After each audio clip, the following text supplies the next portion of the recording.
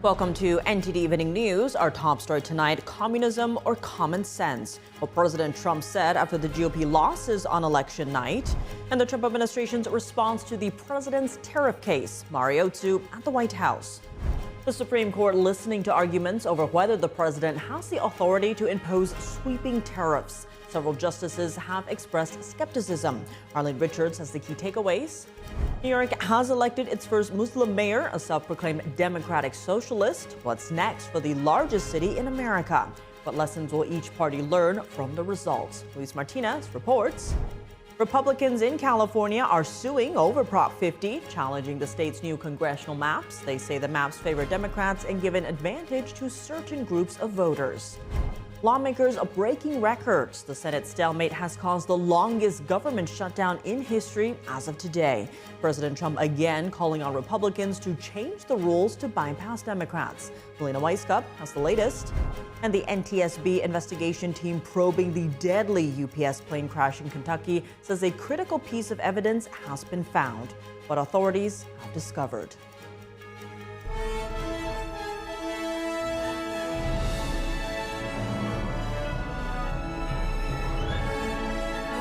This is NTD Evening News, live from our global headquarters in New York City. Here's Tiffany Meyer. Good evening, and thank you for joining us tonight. The Trump administration saying it's optimistic after attending the SCOTUS arguments on President Trump's global tariffs. And the president speaking to business leaders in Miami today, reacting to last night's election results. We now go live to NTD's Washington correspondent Mario Tzu at the White House. Good evening, Mari. What is the administration saying about the president's tariff case? Tiff, good evening. Treasury Secretary Scott Bessent just a little while ago is saying that he's, quote, very optimistic about the Supreme Court case that's considering the legality of President Trump's global tariffs. And Bessent, who attended the arguments today, says that the Solicitor General presented what he calls, quote, strong persuasive arguments. And he says that the plaintiffs fundamentally misunderstood and misrepresented President Trump's trade goals. Take a look. It gives him the ultimate negotiating authority. Sometimes the best tariffs are the ones that never get enforced. Every camera, every iPhone here would have been subject to a Chinese control. Because he had the ability to threaten a 100% tariff, he was able to successfully execute on foreign policy.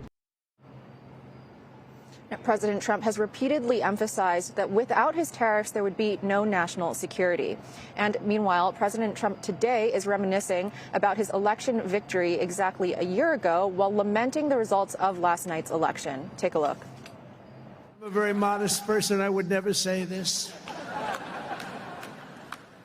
The single most consequential election victory in American history. President Trump celebrates the anniversary of his 2024 election win and proclaims the golden age of America. November 5th, 2024, the American people reclaimed our government. We restored our sovereignty.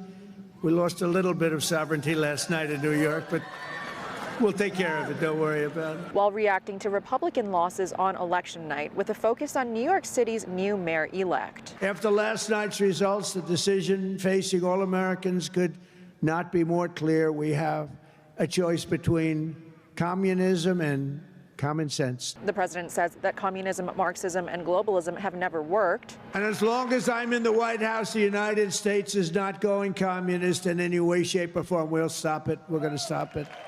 Stop this nonsense. And blames the government shutdown and his name not being on the ticket for the election losses last night. Meanwhile, President Trump urges Senate Republicans to get rid of the filibuster, saying it's the only way to end the government shutdown. I think it's very important. We have to get the country open, and the way we're going to do it this afternoon is to terminate the filibuster. And it's time.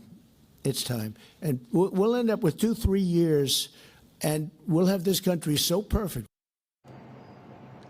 And President Trump is now formally announcing that he's directing the Department of War to start testing nuclear weapons on what he calls an equal basis with other countries, mentioning both Russia and China.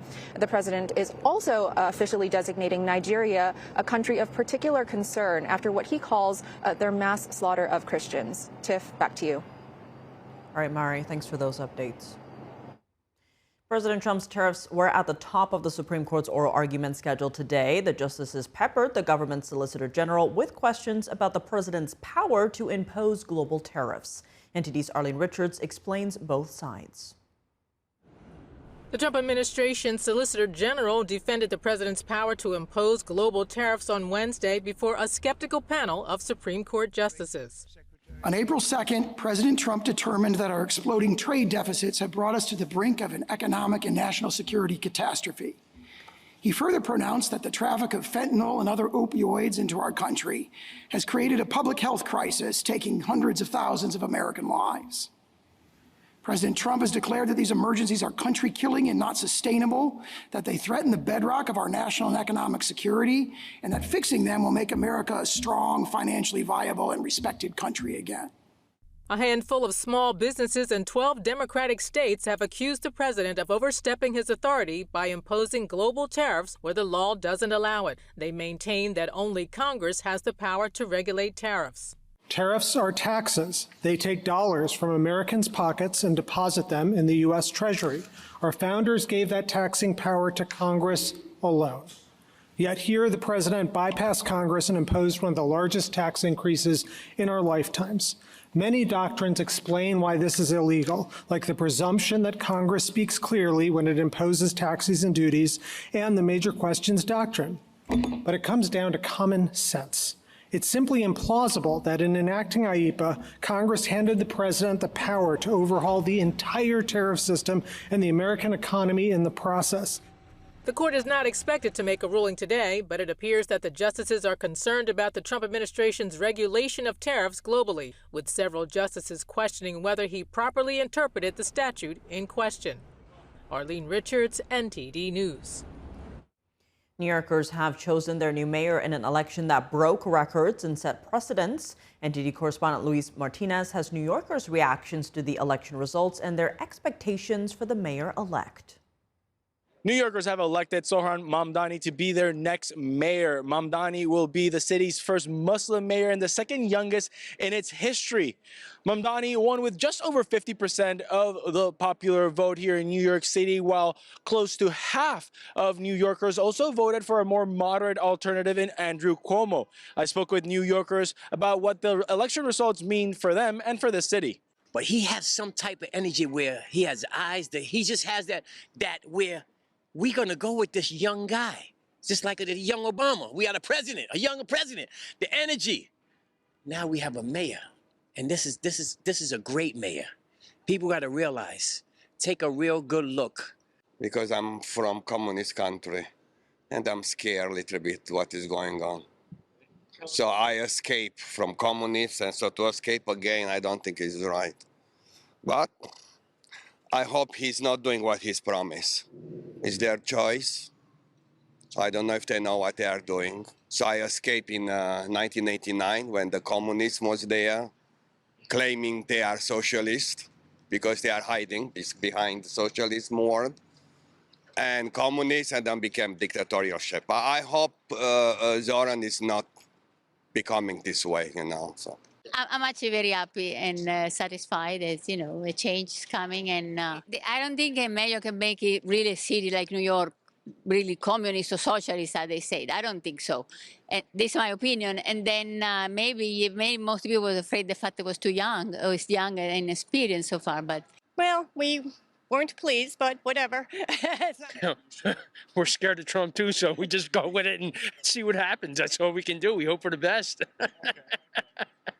I don't know about his idea about city-run grocery stores, but whatever it takes, I don't know. We'll see where it goes. Yeah, or a flat tax for everybody right across the board. Everybody pay the same, I think. Everybody ought to be taxed equally.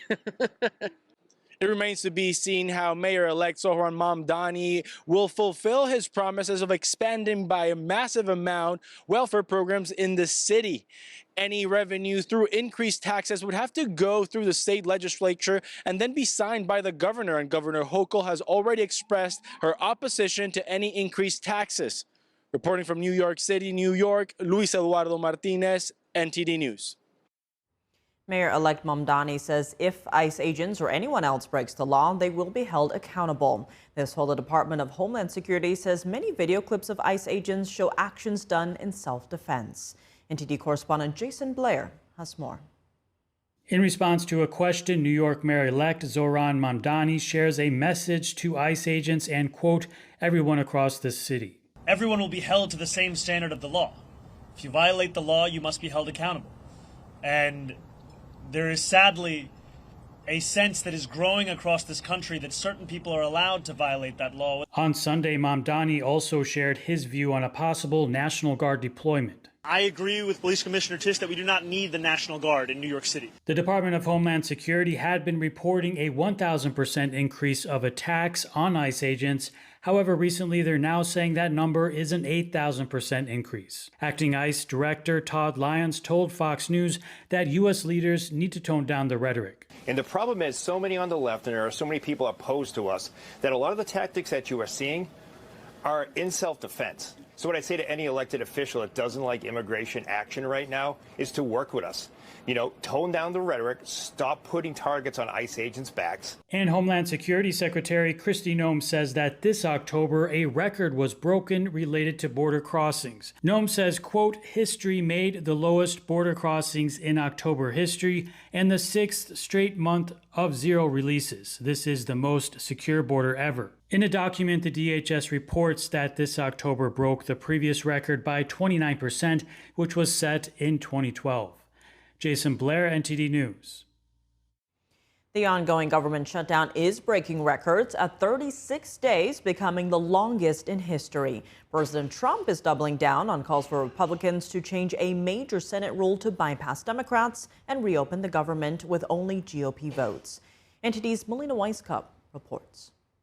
Remember, this is the first time in the history of America that any party has had the audacity to close down the government over a totally clean, nonpartisan continuing resolution.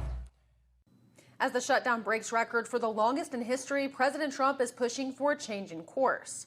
At a breakfast meeting this morning with Republican senators, President Trump doubled down on his calls for Republicans to change Senate rules to bypass Democrats on this. He said that yesterday's elections didn't go well for Republicans because of the shutdown and predicts the midterms could go badly for Republicans if nothing changes soon. It's time for Republicans to do what they have to do, and that's terminate the filibuster. It's the only way you can do it. And if you don't terminate the filibuster, you'll be in bad shape. We won't pass any legislation.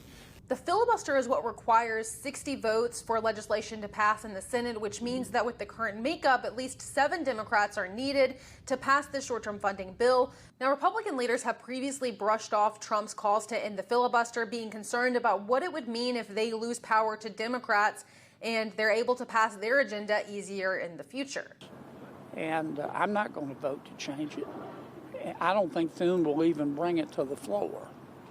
I don't think that's going to necessarily stop the president from asking. We'll see if Trump's insistent pushing on this front will ultimately change their minds. Now, some Democrats have joined Republicans on this short-term funding bill, but not enough to get it across the finish line. I still don't know exactly what it is they want. We have accommodated a lot of their questions and concerns. They want to have a discussion about health care. We offered that up a long time ago.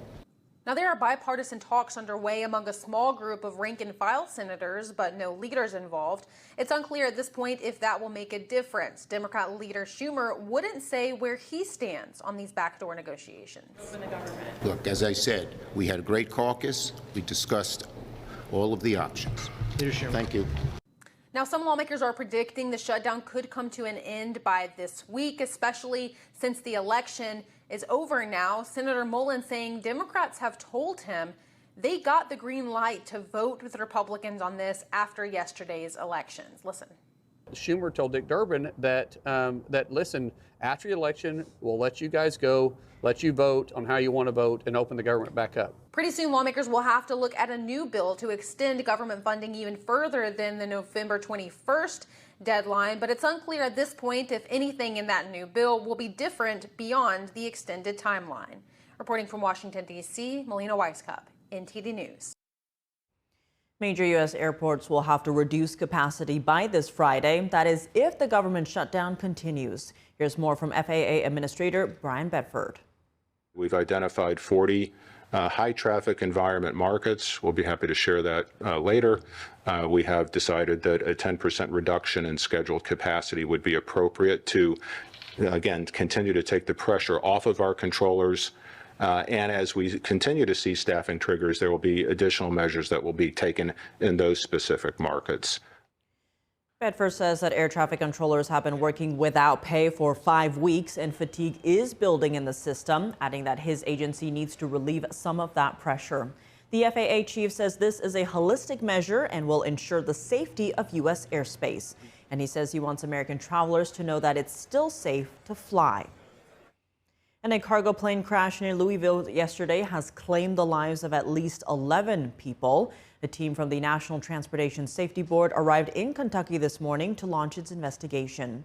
Board member Todd Inman provided this update. Now, we have viewed airport CCTV security coverage, which shows the left engine detaching from the wing during the takeoff roll. There are a lot of different parts of this airplane in different places. I mean, whenever you have a post-impact to not only structures, but also to the terrain, you have to analyze why it came there, and then how do you recover it correctly in order to analyze it. About 30 NTSB personnel are on the ground investigating the crash of a UPS cargo plane, which left behind a path of destruction. Inman confirmed that the plane's black box was found just this morning. He said it had suffered heat exposure, but that it is made to withstand that. He said it will be sent to Washington, D.C. for analysis.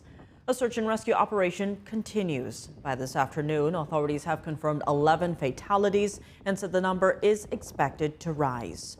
Earlier today, Kentucky Governor Andy Beshear announced that he has declared a state of emergency to speed up resources. Inman said that there's a lot of debris scattered across a large area. And he's asking the public to contact the NTSB so it can recover the debris for its investigation. Coming up, Secretary of State Marco Rubio updating members of Congress on drug vessel strikes off South America. Mixed reactions from congressional leaders over the administration's tactics.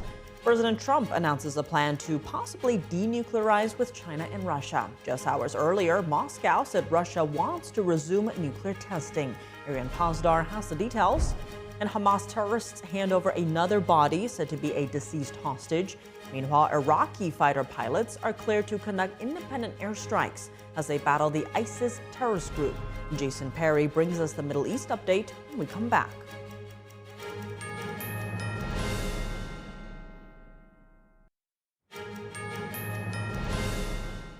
Welcome back. I'm Tiffany Meyer. The latest on the Trump administration's efforts to combat illegal drug trafficking by striking drug vessels in South American waters. Secretary of State Marco Rubio briefing lawmakers on Capitol Hill, sparking mixed reactions. Some say the strikes are saving American lives. Others say the tactics are too harsh and not transparent. NTD's Washington correspondent Jack Bradley has the details. Secretary of State Marco Rubio briefing lawmakers behind closed doors on Wednesday about the recent drug boat strikes off the coast of Venezuela in the Caribbean and off the coast of Colombia in the Pacific.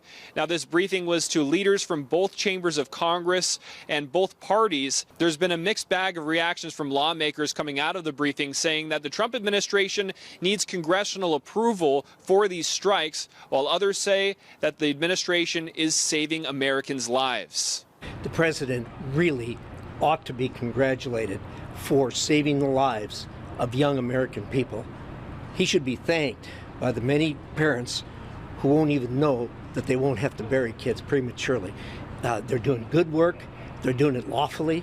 But the notion on the kinetic strikes without actually interdicting and demonstrating to the American public that these are carrying drugs and they're full of bad guys, I think is a huge mistake, and I think it undermines the confidence in the administration's actions. The strikes target illegal drug traffickers bound for the U.S., and there have been several over the past few months, killing dozens of narco-terrorists on board.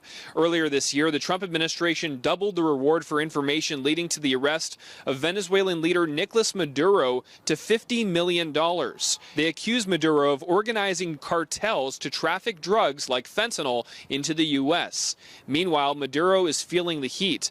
The Washington Post is reporting that Maduro is contacting the Chinese Communist Party, Russia, as well as Iran, their regimes there, for military support in the form of equipment and closer military-to-military cooperation. NTD was unable to independently verify this, but last month, the U.S. sent its best aircraft carrier to the Caribbean near Venezuela.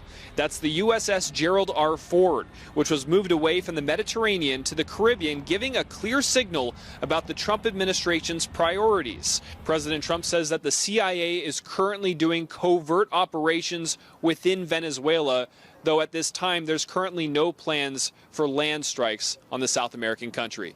Reporting from Washington, D.C., Jack Bradley, NTD News. The U.S. may be working on a plan to denuclearize with China and Russia. President Trump made the comments today shortly after Russia announced possibly resuming tests of nuclear weapons. NTD's international correspondent Arian Pazdar has the Ukraine update. We're maybe working on a plan to denuclearize the three of us, so we'll see if that works. According to Trump, as of right now, the three nations are going in the opposite direction, suggesting they're competing in a nuclear arms race. We're the #1 nuclear power, which I hate to admit because it's so horrible. It's such a horrible situation if it ever has to be used. Russia's second, China's a distant third, but they'll catch us within 4 or 5 years. Trump made the comments just hours after Russian President Vladimir Putin ordered officials to draft proposals to possibly resume nuclear weapons testing. Putin says the move is in response to statements made by Trump. Last week, Trump appeared to suggest the U.S. might restart its own atomic tests. Should the United States conduct such tests, Russia would be compelled to take appropriate reciprocal measures.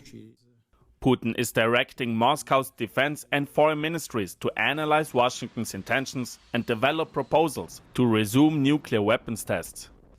And in other Russia-related news, President Trump is set to meet with Hungarian Prime Minister Viktor Orban this week. The country's foreign minister made the announcement on Wednesday, saying Orban is set to travel to the U.S. on Thursday. A prominent point of the agenda will be the possibility of peacemaking in Ukraine. If an American-Russian preparatory work is successful, Hungary is ready to host a peace summit in Budapest. Trump was already scheduled to meet with Putin in Budapest last month, but the U.S. canceled the meeting, suggesting it could be a waste of time without the necessary preparations. Another priority for Orban this week could be to convince the U.S. to allow Hungary to continue purchasing Russian oil. Arian Pazdar, NTD News. In the Middle East, the Hamas terrorist group has handed over another body, said to be that of a deceased hostage. Meanwhile, in Iraq, a U.S.-led joint task force has certified Iraqi fighter pilots to conduct independent airstrikes against ISIS. NTD's Jason Perry has the Middle East update. Just a day after the Hamas terrorist group handed over the body of Israeli-American hostage Itay Chin, his father shared his thoughts. 2 years of sleepless nights, uncertainty that cut deep into our souls. All of this has come to an end where we could finally say the sentence we've been waiting for. Itay is back home. He added that the hostage families will continue to fight until all of the hostages are returned from the Gaza Strip. On the same day, the Hamas terrorist group handed over one more body to the Red Cross, which was transferred to the National Institute for Forensic Medicine for identification. And if confirmed to be the body of a deceased hostage, that will leave 6 bodies of deceased hostages in the Gaza Strip. Meanwhile, residents in the Gaza Strip have been returning to their homes to find many of them completely destroyed. But this man's home was destroyed only partially.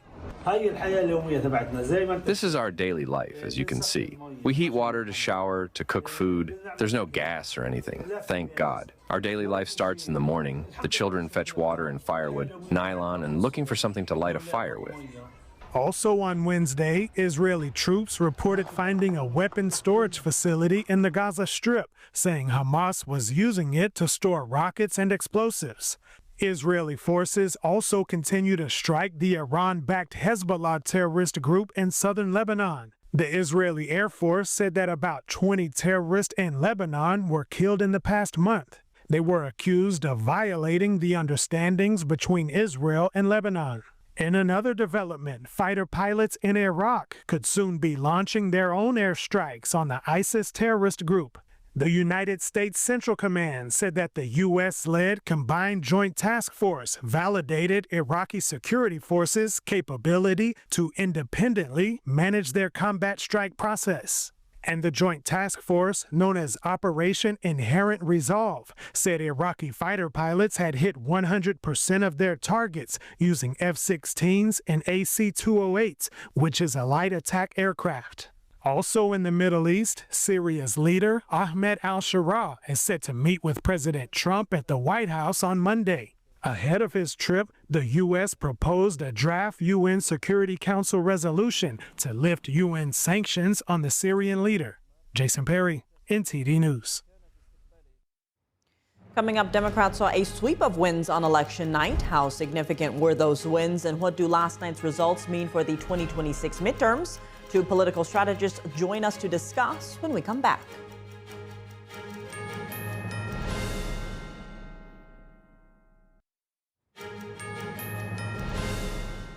Welcome back. I'm Tiffany Meyer. Just one day after Prop 50 passed in California, a group of Republicans filed a lawsuit challenging the state's new congressional maps.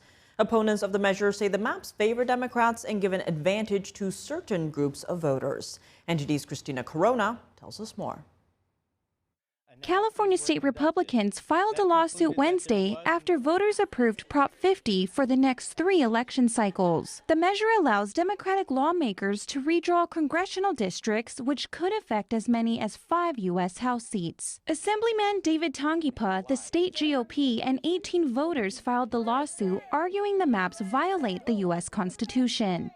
This violates the 14th Amendment's guarantee of equal protection under the law, and the right under the 15th Amendment to not have one's vote abridged on account of race. The lawsuit seeks to block Prop 50's new maps, arguing they're unconstitutional for using race in redistricting. The map is designed to favor one race of California voters over others. Attorney Mike Colombo says officials focused on increasing the power of Latino voters, the largest voter group in the state.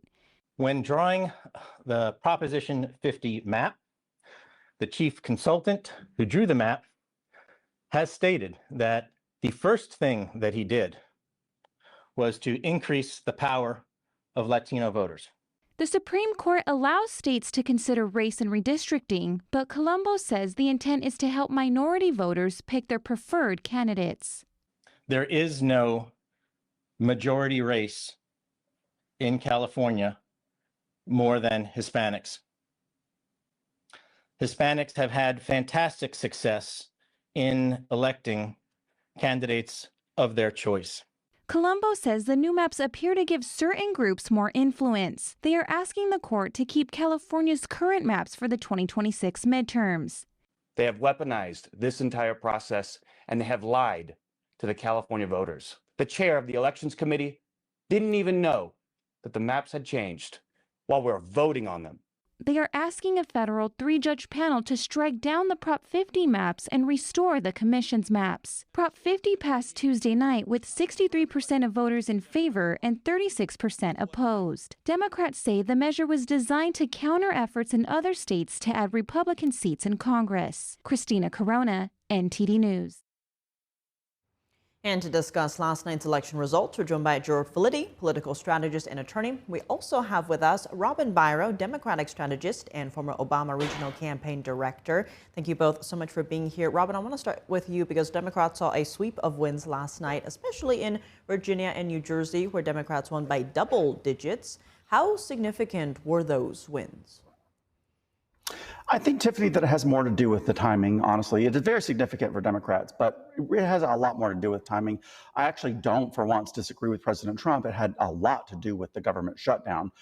People are feeling the hurt, and they're really not buying the Republican narrative that although they controlled the House, the Senate, and the executive, this is the Democrats' fault exclusively.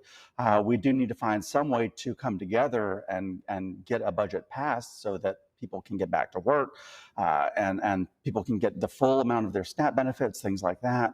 But I think last night was a referendum on some of the games that we're seeing being played in Congress right now, Tiffany. And Gerard, on that note, what do the losses mean for Republicans? What lessons could be learned for 2026 potentially?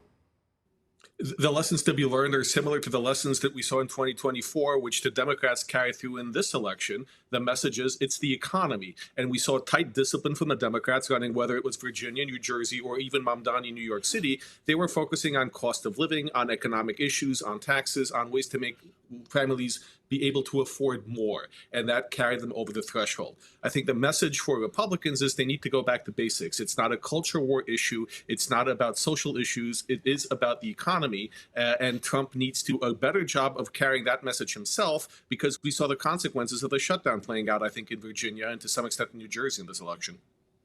And Robin, New York City saw a historic turnout in its mayoral election. What issues do you think motivated New Yorkers to come out in droves? There are a number of things. Of course, number one, in any municipal election is always crime prevention. I'm dealing with that right here in my city in Atlanta. That's what our mayor ran on because of a crime epidemic. Mamdani had a different approach. I think people appreciate someone thinking out of the box. He had an approach about bringing 8,000 public safety officers that don't have police power but are there to help people and for the greater good, whereas his opponents they each wanted to bring on somewhere between 5,000 to 7,000 additional police force, somehow their message didn't quite resonate with the voters. So I think voters in New York City were looking for maybe a different approach to how they handled this. I just want to point out that Mamdani's acceptance speech was remarkable. I believe it was 32 minutes long, and it met the moment. It sort of answered some of the criticism that I myself have been giving him. So let's see how this goes. And Gerard, what did you make of what we saw in New York, and what motivated New Yorkers to go out and vote? I think we saw a dynamic, youthful candidate engaging the younger demographic and especially first-time voters who came out in droves for Mamdani. I think he did a less good job convincing more establishment Democrats that his agenda items would actually be able to be implemented. But the youthful enthusiasm and people wanting change, people wanting to see something different. New York, for many people, feels the same as it did during the pandemic, only slightly coming back to life a little bit with many of the same problems. And Mamdani offered something completely new and different, and that's something that the younger people, first-time voters particularly, were energized by, and they came out to vote in droves. And Robin, does Mamdani's win signify a larger change in direction within the Democratic Party? I'm going to be honest, I hope not, but I think that it probably will. I believe that it will be used as a template.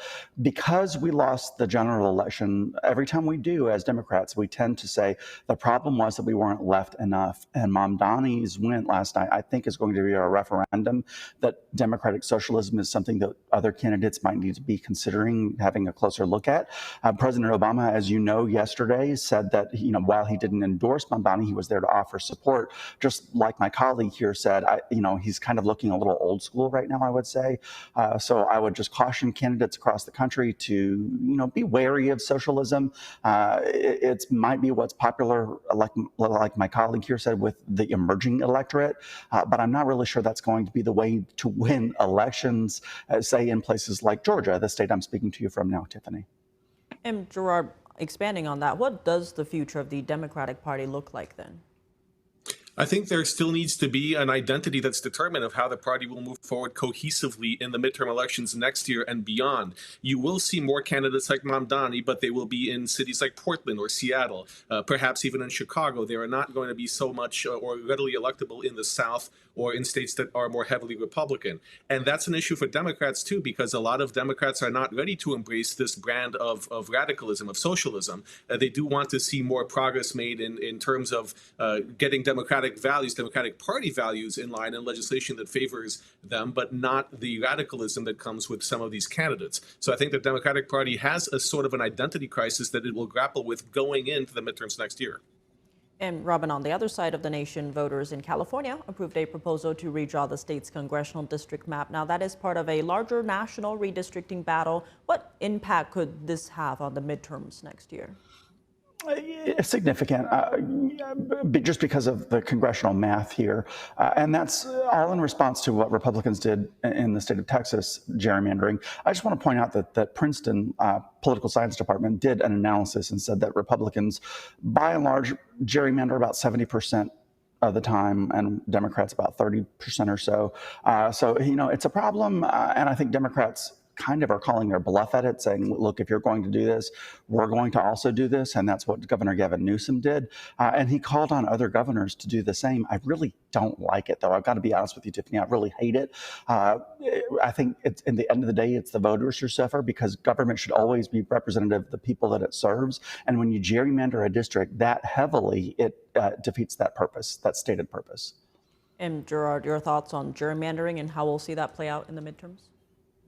Well, I think we'll definitely see a race to gerrymander now, not just Texas and California, but Virginia has, the Democrats have the House, both houses. They have the governorship. They will definitely gerrymander there.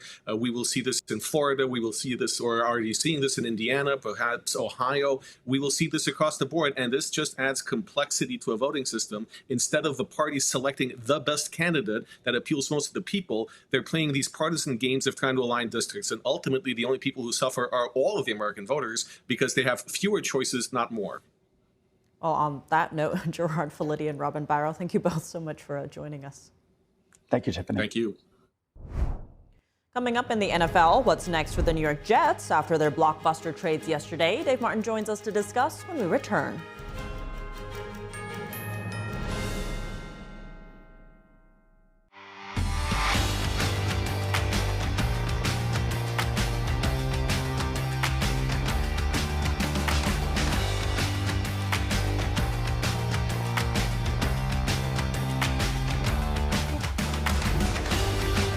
And now for your sports news, we're joined by NTD's Dave Martin. Dave, first off, welcome back to sports. Thank you. It is great to be back. We missed so much, you know? We did. So on that note, a lot going on. Let's start in the NFL, though, as the New York Jets commented today about their major trades this week, calling one of them too good to pass up. What stood out to you about these deals? You know, there were several things I would say. You know, one is that the Jets just did a rebuild really a few years ago, and these were two of the players they brought in as part of that rebuild. Quentin Williams, Sauce Gardner, both are all pro players. Both are still in their 20s.